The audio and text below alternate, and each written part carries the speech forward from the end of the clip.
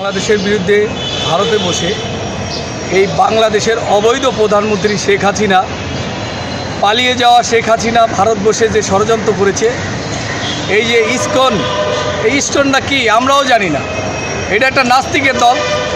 এই নাস্তিকরা শেখ হাসিনার মুখোশধারী। তারা বাংলাদেশকে নিয়ে যে ষড়যন্ত্র করেছে, আমরা পাকিস্তানকে পরাজিত করে একটি যুদ্ধ দেশ আমরা বিজয় করেছি। আজকে সেই বিজয়ের দেশ, সেটাকে নিয়ে যারা ষড়যন্ত্র করে, প্রয়োজনে আমরা ভারতের বিরুদ্ধে যুদ্ধ ঘোষণা করে আমরা বিজয় ছিনিয়ে আনব এবং এই দেশের মানুষ শান্তিতে থাকবে। এই ভারত বিরোধী যে চক্রান্ত, ভারতে বসে যে চক্রান্ত করছে, আমরা এটা প্রতিহত করব। এই দেশকে নিয়ে কেউ চক্রান্ত করতে পারবে না। বাংলাদেশ জাতীয়তাবাদী দল এবং আমরা জাতীয়তাবাদী কর্মজীবী দল, এটা আমরা হতে দেব না। আজকে ভারতে বসে বাংলাদেশ থেকে পালিয়ে যাওয়া শেখ হাসিনা, আপনি যতই ষড়যন্ত্র করেন না কেন, আপনার বিচার এই বাংলার মাটিতে আন্তর্জাতিক ট্রাইব্যুনালে আপনার বিচার করা হবে।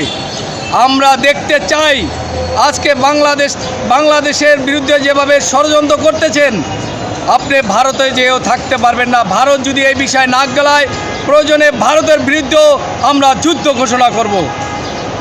এই বাংলাদেশকে নিয়ে কেউ ষড়যন্ত্র করতে পারবে না। আমরা পাকিস্তানে যুদ্ধ করে এ দেশ স্বাধীনতা অর্জন করেছি। প্রয়োজনে ভারতের বিরুদ্ধে যুদ্ধ করে আমরা দেশ স্বাধীন করব, দেশ মুক্ত করব ইনশাআল্লাহ। এটাই জাতীয়তাবাদী দলের আহ্বান। 17 বছর অবৈধভাবে ক্ষমতায় থেকে যেসব হত্যা, গুম, খুন এবং বাংলাদেশের বিডিআরকে যেভাবে হত্যা করা হয়েছিল, যেভাবে হত্যা করে এই দেশকে নিয়ে যেভাবে এখন ষড়যন্ত্র হচ্ছে, সকল হত্যার বিচার এই মাটিতেই হবে ইনশাআল্লাহ।